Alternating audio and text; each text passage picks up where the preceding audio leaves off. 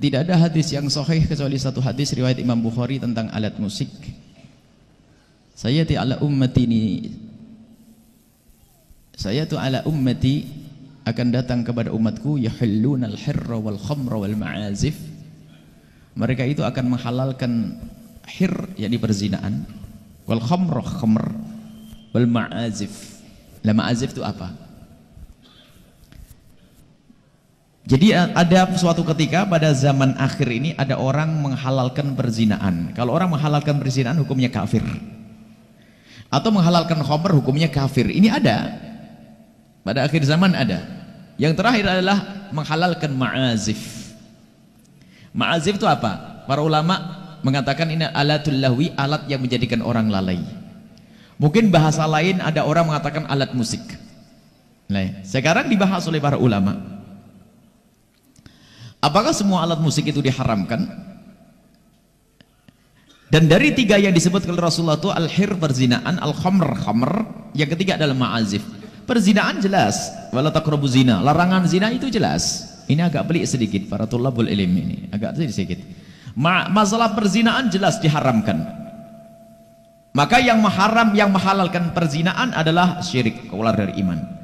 Khamr sudah jelas pengharamannya. Yang menghalalkan khamr jelas keluar dari iman. Tapi yang ma'azif belum pernah ada larangan sebelumnya. Tapi kenapa ada di sini? Tidak ada larangan dari Nabi sebelumnya tentang ma'azif. Tapi kenapa kok ada di sini? Ini ulama membahas. Kemudian dibahas secara khusus apa makna ma'azif? Alat yang melalaikan, alatul lahwi, alat musik. Jawabannya baik kalau itu alat musik. Apakah semua alat musik itu diharamkan? Ini pertanyaannya. Karena Nabi SAW memperkenankan seorang perempuan yang bernadar, ya Rasulullah, inni nadartu an adriba duffa ala ra'sika in sallamakallah law sallamakallah. Ya Rasulullah, aku bernadar kalau seandainya kau selamat dalam peperangan, aku akan memukul rebana di atas kepalamu. Rebana termasuk bagian alat, termasuk pernikahan. Wadribu alaihi biduf, wadribu alaihi a'linu fil masjid, wadribu alaihi biduffi. Jadi Nabi memerintahkan untuk memukul rebana di dalam pernikahan, tanda senang. Tapi hati-hati ya, masalah halal haram jangan main-main. Jadi harus ada jalan menjelaskan ini, Ricci. Baik, ini alat. Ini masalah alat. Jadi alat ini, apakah semua alat itu diharamkan? Ternyata ada alat yang tidak diharamkan. Genderang untuk perang, sebagian seruling yang diperkenankan. Termasuk alat-alat yang dipukul oleh orang Habasyah waktu bermain di masjid Nabi adalah bunyi alat musik yang sangat khusus di Habasyah sana. Ada jadi jenis alat musik ternyata yang diperkenankan oleh Nabi SAW. Lalu para ulama menjelaskan di sini tentang alat apa yang menjadi haram dan apa sebab pengharamannya. Kita taruh dulu di sini. Tapi sebelumnya harus ada kita paham 5 hal. Lagu dengan musik itu dibahas 5 hal. Jadi jangan langsung halal atau haram. Yang pertama adalah hukum menyenandungkan lagu. Hukum menyenandungkan syair. Hukum menyenandungkan syair bagaimana? Jawabannya adalah syair selagi syairnya itu adalah syair yang tidak maksiat, pujian kepada Nabi, kepada Allah, mengajak untuk berani dalam berjuang adalah boleh menyandungkan syair. Terus siapa yang menyenandungkannya? Biarpun qasidah solawat tapi seorang perempuan ganjeng lenggot-lenggot di perempuan laki-laki ya nggak jadi solawatan, nggak lenggot-lenggot. Kalau solawatan mah perempuan yang berwibawa, jangan goyang benggol, bukan di atas panggung lagi. Biarpun solawatan jadi nggak bener. Yang menyenandungkan itu siapa? Yang ketiga di mana tempatnya? Yang keempat kapan waktunya?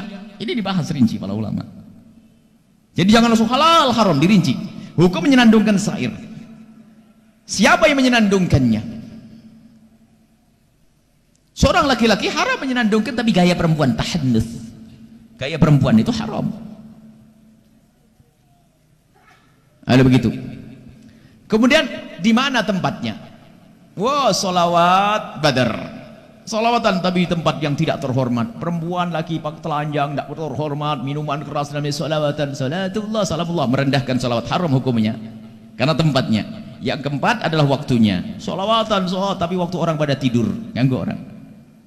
Yang kelima, bagaimana jika itu dibarengi dengan alat? Dibahas alat tadi. Dan para ulama mengatakan bahasanya disebutkan khamr zina ini jelas haram, kemudian dihalalkan. Yang menghalalkan, kemudian orang yang menghalalkan keluar dari iman. Tapi ini ma'azif ini, alat-alat musik ini, lah kok tiba-tiba nongol di sini, ini bagaimana kisahnya? Para ulama mengatakan apa? Yang diharamkan di sini adalah, kenapa kok alat musik disebut di sini? Karena umumnya kalau seorang pezina lalu minum minuman keras, biasanya di tempat itu diiringi dengan alat musik, makanya langsung disebut di situ. Makanya para ulama menjadikan yang pasti jelas haram adalah alat musik yang menjadi da'bul fusak, menjadi kebiasaan mereka.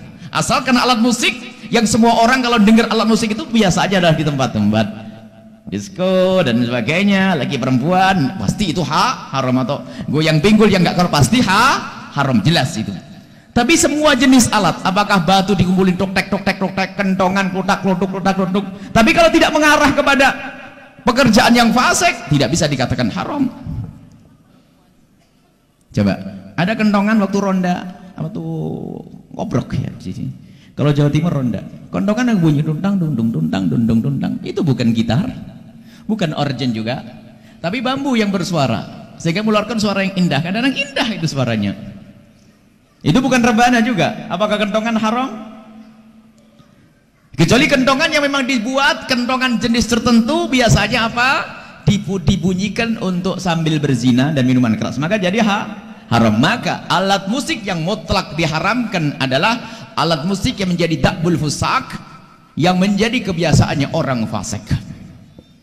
Adapun alat-alat musik yang tidak menjadi kebiasaan orang fasik, misalnya di sebuah daerah Anda menemukan sebuah alat musik, itu hanya tradisional untuk melatih perang, untuk semangat belajar ini, selagi tidak menjadi kebiasaan orang mabuk berzina, maka bukan termasuk sesuatu yang diharamkan. Apakah itu dianjurkan? Oh bukan. Bagaimana jika ada sholawat dibarengi dengan rebana dan sebagainya?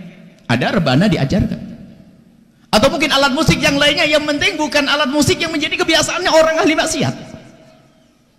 Selagi bukan kebiasaan ahli maksiat, maka ketahuilah bahwasanya itu bukan sesuatu yang mutlak diharamkan tadi, sebab sudah diketahui alat jenis musik tertentu yang sudah dipakai untuk pemabuk dan sebagainya. Bahkan ini adalah menjadi syiarnya orang fasik, haram itu alat musik. Tapi kalau alat musik yang di situ tidak menjadi ciri khasnya orang fasik, orang ahli maksiat, maka termasuk masuk bab yang mubah, diperkenankan. Kalau dibarengi dengan satu syair-syair yang baik, maka bukan satu yang terlarang, asalkan memenuhi syarat yang 5 tadi. Akan tapi apakah itu dianjurkan? Apakah dianjurkan? Oh, mendengar hal-hal yang semacam itu bukan suatu yang dianjurkan, karena bisa menjadikan kita lupa. Kalau melupakan kewajiban menjadi haram. Jadi ada marhalah irsyad, fatwa itu halal haram. Tapi kalau masalah petunjuk, lah santri sahurnya tidak banyak dengar yang demikian itu. Santri tugasnya belajar, ahli zikir ngapain perlu alat-alat musik. Tapi ada sebagian orang yang dia masih dalam mau hijrah dari musik-musik yang nggak karu-karuan, lalu menuju kepada alat-alat musik yang tidak mutlak haramnya, itu hijrah. Pada akhirnya pengen sholawat sendirian. Jadi hukumnya semacam itu. Alat musik asalkan bukan menjadi ciri khasnya orang fasik, asalkan di saat Anda mendengar tidak kebayang kekafiran atau kefasikan, perzinaan dan sebagainya, maka itu adalah jenis alat musik yang bukan mutlak diharamkan tadi. Bahkan bisa ini itu adalah masuk pada alat musik yang diperkenankan.